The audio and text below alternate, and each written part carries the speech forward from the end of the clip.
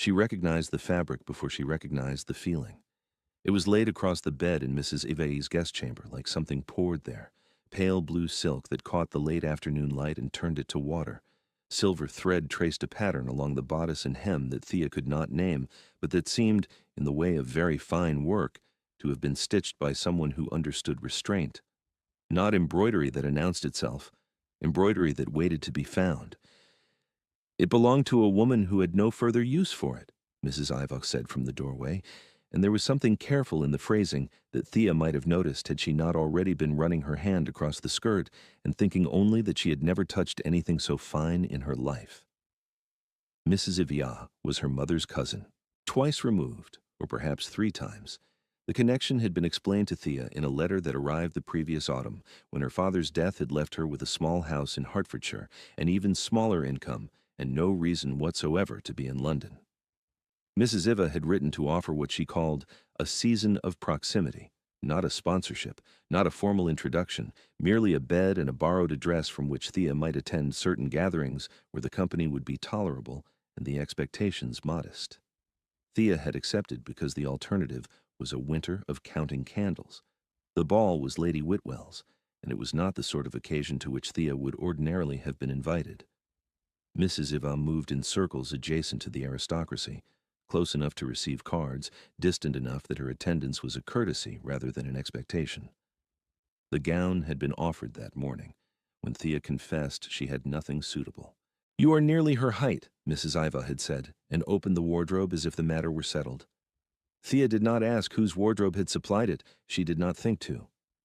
A woman newly arrived in London with 2 day dresses and a pelisse that had belonged to her mother does not interrogate generosity. She accepts it with the quiet gratitude of someone who understands that the distance between dignity and charity is measured in the asking. The dress fit as though it had been made for her.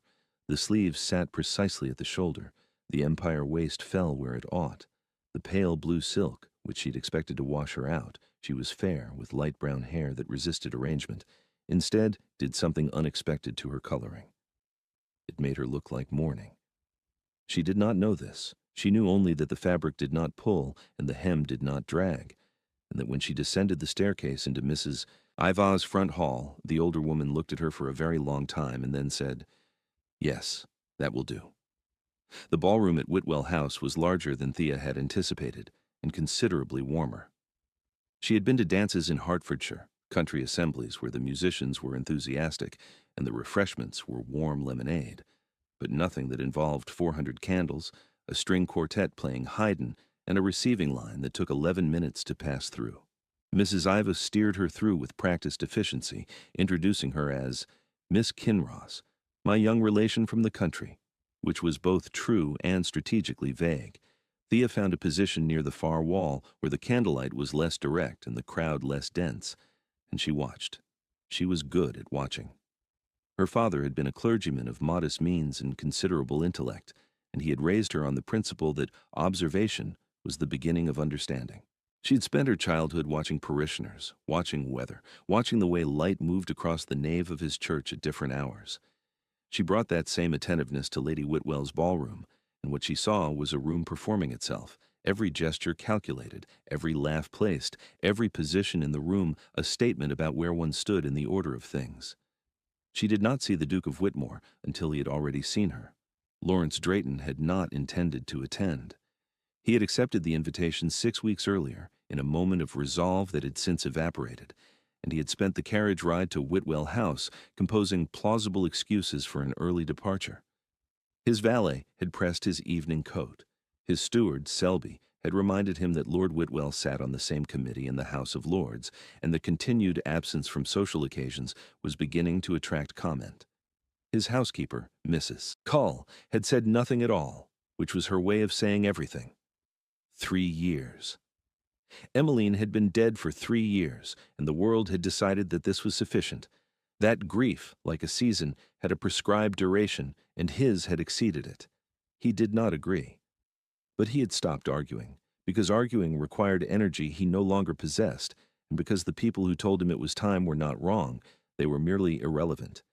Time did not enter into it. The question was not how long, but how completely, and the answer was entirely. He saw the dress from across the ballroom. Later, he would try to reconstruct the sequence, what he had been doing, where he had been standing, what had drawn his eye. He had been speaking with Lord Asherton near the second pillar. He had turned, perhaps to set down his glass, perhaps to answer a remark from someone passing. And there it was. Pale blue silk, silver embroidery along the bodice and hem, a pattern of trailing leaves that Emmeline's mother had commissioned from a seamstress in Lyon. The specific weight of the fabric, the way it moved when the woman wearing it shifted her weight from one foot to the other. He knew that movement. He had watched it 1,000 times across 1,000 rooms. He knew the exact way that silk caught candlelight because he had once told Emmeline that she looked like she had been dipped in moonlight, and she had laughed and said that was the most ridiculous thing anyone had ever said to her, and then she had worn the dress to every ball for the rest of the season. The rest of the season. The last season. He stopped speaking mid-sentence. Lord Asherton continued for a moment before realizing he had lost his audience, and by then, Lawrence was already moving, not toward her, not away, but into a kind of stillness that had nothing to do with his body and everything to do with the fact that the room had just rearranged itself around a single point, and he could not look at anything else. The woman in the dress was not Emmeline. He knew this. Emmeline had been dark-haired and sharp-featured, and she had moved through rooms like weather. You felt her before you saw her. This woman was lighter, quieter, standing against the wall with the careful posture of someone who was trying very hard not to take up space. She was watching the room with an expression he recognized but could not place. Attentive without hunger, present without performance. She was wearing his dead wife's dress and she had no idea. Thea became aware of being watched the way one becomes aware of a draft, gradually, and then all at once. She turned her head and found a man standing perhaps 30 feet away, looking at her with an expression that was not admiration, not curiosity, not any of the things she had been taught to expect from a man's gaze at a ball. It was something closer to recognition, and it frightened her because she had never seen him before in her life. He was tall, dark-haired, perhaps 35, with the kind of face that had been assembled by good bones and poor sleep. His evening coat was immaculate. His posture was that of a man who had been raised to stand in rooms exactly like this one, and who had recently forgotten why. He held no glass. He spoke to no one. He simply looked at her as though she had walked into his house uninvited, and he had not yet decided whether to call for the butler or ask her to stay. She looked away first. When she looked back, he was still watching. Something was wrong. She was certain of it. The dress. Perhaps the dress was wrong, perhaps it was too fine for her station, perhaps everyone in the room could see that she was wearing borrowed silk, and the man staring at her was merely the first to find it objectionable. She had been foolish to come. She had been foolish to accept the gown. She was a clergyman's daughter from Hertfordshire, standing in 400 candles worth of London candlelight, wearing a dress that did not belong to her, and someone had noticed. She moved toward the door. He intercepted her in the corridor outside the ballroom, not by stepping into her path, but by arriving at the same door at the same moment with the unhurried precision of a man who was accustomed to rooms parting for him. "Forgive me," he said. His voice was lower than she had expected, and more controlled. "I do not mean to alarm you."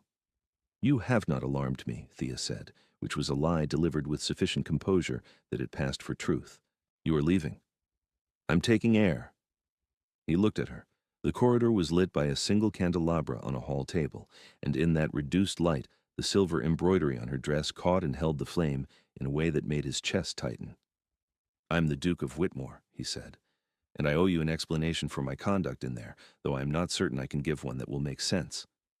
"Your Grace," she curtsied, "I'm Miss Kinross, and you owe me nothing." "The dress you are wearing," he said, and then stopped. Thea looked down at the pale blue silk, as though seeing it for the first time.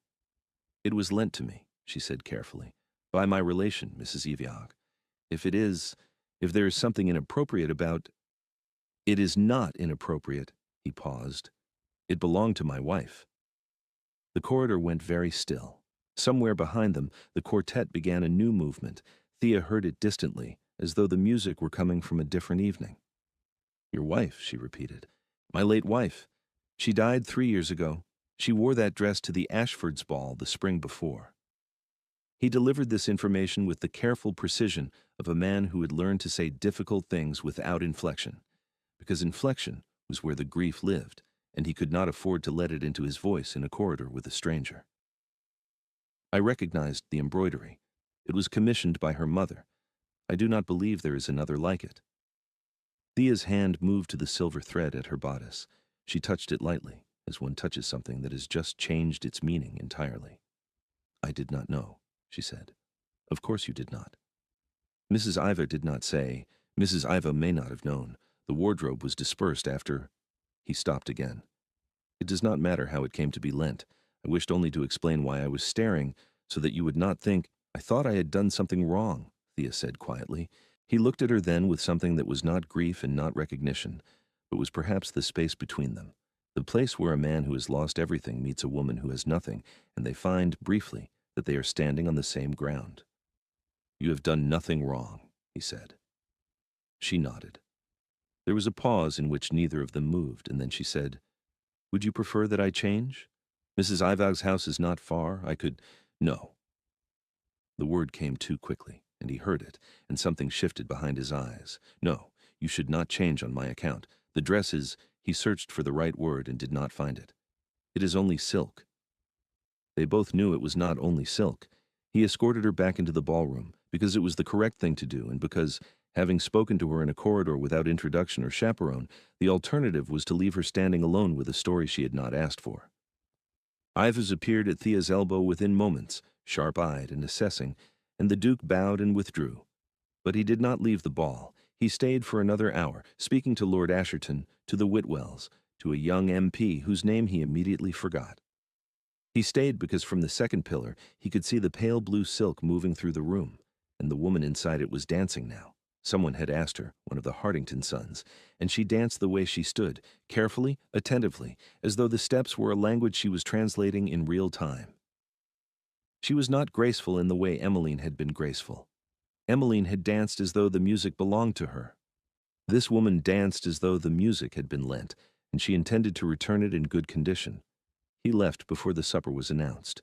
In the carriage, he pressed his fingers to the bridge of his nose and breathed. Mrs. Cull was waiting when he returned to the house in Grosvenor Square. She had the particular stillness of a housekeeper who has been listening for the front door for 2 hours and does not wish to be caught doing so. The ball was well attended, Your Grace? It was. She waited. He did not continue. She brought him brandy, which he did not drink, and she banked the fire, which he did not watch, and she left him in the library with the single candle he preferred, and she closed the door with the gentleness of a woman who understood that her employer had returned from an evening carrying something heavier than he had taken out. He called on Mrs. Iviard 3 days later. He told himself it was a courtesy, an explanation owed for his strange behavior at the ball. Mrs. Iviard received him in her morning room with the composed surprise of a woman who has not entertained a duke before breakfast and does not intend to let on. Thea was not there. She had gone to the lending library in Piccadilly. Mr. Iva mentioned this without being asked, and Lawrence noted the information without acknowledging that he had noted it. He asked, in the most circumspect terms available to him, how Mrs. Iva had come to possess the dress. She told him, a lot purchased at an estate auction in Mayfair the previous year. She had not known the provenance. She had not known Emmeline. She was mortified. There is no cause for mortification, Lawrence said. It is a dress. Mrs. Ival looked at him with the directness of a woman who had survived 2 husbands and a revolution in hat fashions. Your Grace, she said, it is not a dress. He encountered Thea at the lending library the following week. He had not gone looking for her. He had gone looking for a volume of Herodotus that Selby had mentioned, and he found instead a young woman in a brown pelisse reading Gibbon's Decline and Fall in the history alcove with the concentration of someone who had forgotten she was in public. She was sitting on the wooden bench beneath the window, and the thin May light fell across her page in a way that reminded him, with the kind of specificity that ambushes, of the way light had fallen across Emmeline's writing desk on certain mornings. He stood at the end of the alcove for a moment before speaking, because he needed that moment to separate what he was seeing from what he was remembering, and the effort required told him something he was not yet ready to examine. Miss Kinross, she looked up. The recognition was immediate, and with it something else, a flicker of something careful, protective, as though she were deciding in real time how much weight this encounter could bear. Your Grace. Gibbon, he observed. Volume 3, she said. I find the earlier volumes more persuasive, but the later ones are better company. He almost smiled. It was a near thing. The muscles moved, the intention formed, and then it passed, but not before she saw it. They spoke for 12 minutes. He counted afterwards in the carriage and was disturbed by the counting. They spoke about Gibbon and about Hertfordshire and about the particular quality of London light in May, which he said was thinner than country light, as though someone had watered it. She did not mention the dress. She did not mention his wife. She spoke to him as though he were a man standing in a library, which was exactly what he was and exactly what no one else seemed willing to let him be. The calls began after that. He visited Mrs. Yverd's morning room twice, then 3 times, then with a frequency that required no further pretense. Mrs. Yverd arranged the drawing room so that the best chair faced the window and ensured that the tea was always ready and that Thea was always present, and that her own presence was sufficient for propriety but insufficient for interference. She did this with the quiet engineering of a woman who had seen enough of the world to know that grief does not end. It merely finds new rooms to occupy. On the 4th visit, she was reading when he arrived, and she did not put the book down. Not from rudeness, he understood this immediately, but because she had reached a passage that required her full attention, and she trusted him to wait. He sat across from her and watched her read and felt something loosen behind his ribs that had been tight for 3 years. On the 6th visit, she disagreed with him about Pitt's legacy so precisely and so thoroughly that he forgot for perhaps 90 seconds that he was grieving. It was the longest he had gone without remembering since Emmeline died, and when the memory returned, as it always did, as reliable as tide, it arrived with something unexpected alongside it. Not guilt, permission. Mrs. Yverd observed these visits with the strategic patience of a woman playing a very long game. She never left the room entirely. Propriety required her presence, but she developed a habit of falling asleep in her chair at precisely the moment the conversation became interesting, her breathing settling into a rhythm so consistent that Thea suspected it was rehearsed. Thea did not perform for him. This was the thing he could not explain to Selby, who asked careful questions about his engagements, or to Mrs. Cull, who asked nothing, but began airing the guest chambers on the 2nd floor for no stated reason. Thea did not try to make him laugh. She did not try to make him forget. She sat across from him and spoke about books and weather and the peculiar habits of London pigeons, and when the conversation arrived at the edge of something painful, she did not retreat from it. She simply stood there at the edge with him and waited. He told her about Emmeline on a Tuesday afternoon in Mrs. Yverd's garden. The roses were not yet in bloom. It was too early, but the beds had been turned and the air smelled of damp soil and new growth, and something about the rawness of the garden made it easier to speak. He told her that Emmeline had been fierce and funny and terrible at watercolors, that she had argued with him about everything, politics, horses, the correct temperature for tea, and that their arguments had been the architecture of their marriage, the way 2 walls leaning against each other hold up a roof. That she had read to him in the evenings, badly, with voices for the characters that bore no resemblance to any human sound, and that he had loved it. That she had died of a fever that took 4 days, and that he had been in the room for all of them, and that on the 2nd day she had looked at him and said, "You will be unbearable about this, Lawrence. Do try not to be unbearable forever." That the dress, the pale blue silk, had been her favorite, and that she had worn it the last time they danced together, and that he had not been able to find it afterwards and had assumed it had been packed away with her things and dispersed, which it had, which was how it ended up in Mrs. Yverd's wardrobe, and then on the body of a woman who stood against walls at balls and read Gibbon in lending libraries, and who was not Emmeline and was not trying to be, and was, for reasons he could not articulate, the first person in 3 years who made him feel that the world contained something other than the space where Emmeline had been. Thea listened to all of it. She did not cry. She did not reach for his hand. She sat on the stone bench with her hands folded in her lap, and she received the whole of it, the way the ground receives rain, not dramatically, not with spectacle, but completely. When he finished, she said, "She sounds like someone who would have been very impatient with you for standing still this long." It was not what he expected. It was not what anyone had said. Everyone else had said variations of, "She would have wanted you to be happy," which was both true and useless, because wanting and having are not the same verb. Thea had said something different. She had said, "Your wife would have argued with you about this and she would have been right." He proposed 6 weeks later, in the same garden, beside the same bench. The roses were in bloom by then. He did not kneel. His knee had troubled him since a fall from a horse the previous winter. But he stood before her with his hands at his sides and said, "I'm not offering you a man without history. I'm offering you a man with too much of it, and asking whether you would be willing to make more." Thea looked at him for a long time. The afternoon light, London light, thin and watered, fell across his face, and she saw in it the same expression he had worn in the corridor at Lady Whitwell's ball. Not recognition, not grief, but the space between them, which was also the space where something new could grow. "I would not wish to replace her," Thea said. "You could not," he said. "That is not what I am asking." "What are you asking?" "I'm asking you to be what comes next." She said yes. Not immediately. There was a pause in which she looked at the roses and at the turned earth and at the bench where he had told her about a woman who had argued with him about the temperature of tea. And in that pause, she understood that she was not being asked to fill a space, but to stand beside one. That the shape Emmeline had left in his life would remain, and that her own shape would be different, and that a marriage built on that understanding would be stronger than one built on forgetting. She wrote to tell him so the following morning, a letter of 3 paragraphs, precise and unhurried, in which she said that she would marry him knowing exactly who had come before, and that she would not compete with a memory, because memories do not compete. They simply remain. He read the letter twice in his study, and then placed it in the drawer of his writing desk, beside a bundle of older letters tied in faded blue ribbon that he had not opened in 2 years. The 2 sets of correspondence sat side by side without contradiction. Mrs. Iver, upon being informed, poured herself a second glass of wine at luncheon, an unprecedented act, and said, "Well, I had hoped, but I had not presumed." The wedding was quiet. St. George's, Hanover Square, a Tuesday morning, 30 guests.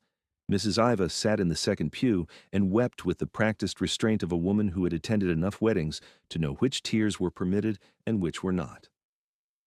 Selby stood near the vestry door, his face arranged in the expression of professional neutrality that stewards adopt at events they have privately been hoping for.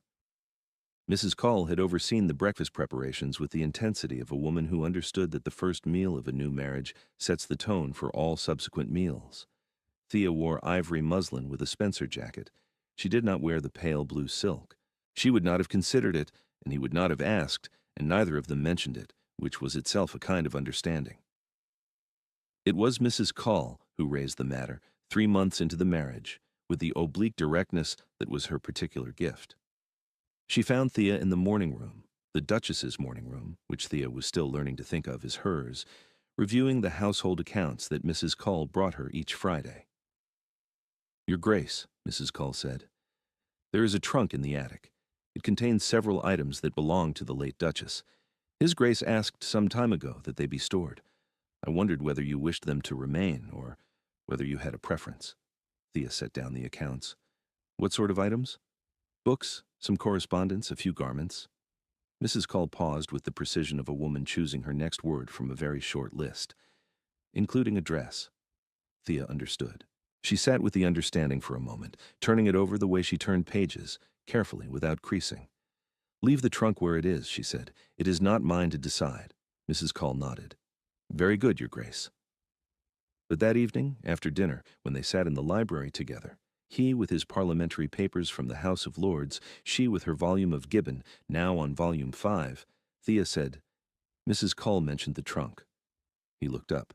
His expression did not change, but his hand stilled on the page. "I told her to leave it," Thea said, "but I think it should not stay in the attic. It should be somewhere you can reach it when you wish to." He was quiet for a long time. The fire cracked. The candles, beeswax, 6 of them, which Mrs. Call kept trimmed to precisely the same height, cast the room in the warm amber light that Thea had come to associate with this hour, this room, this version of her life that she was still learning to believe was real. "The dressing room," he said finally. "The cabinet beside the window." "Yes? You would not mind?" "Lawrence," she said, and it was still new enough, his name in her mouth, that they both heard it.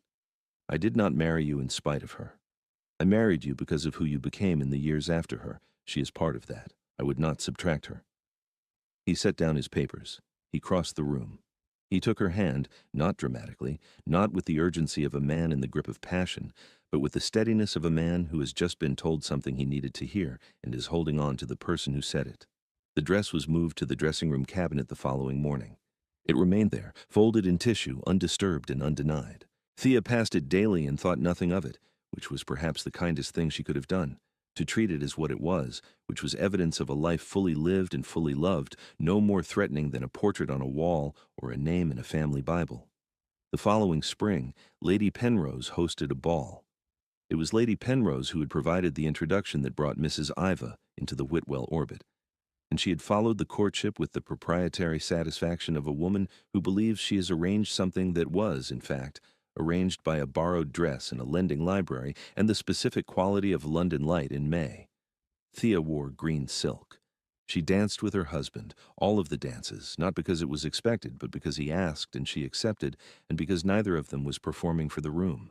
They danced the way they did everything, attentively without spectacle, with the particular grace of two people who had arrived at each other by accident and chosen to stay on purpose. From across the ballroom, Mrs. Ivas watched them.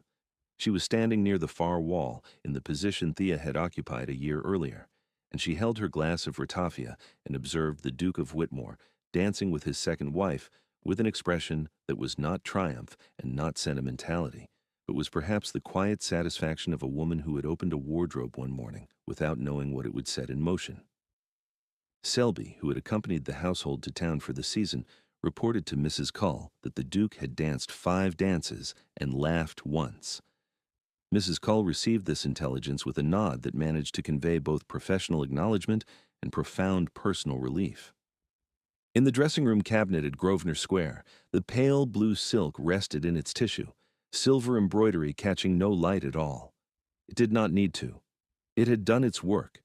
It had walked into a ballroom on the wrong woman and become, through no intention of its own, the door through which the right one entered.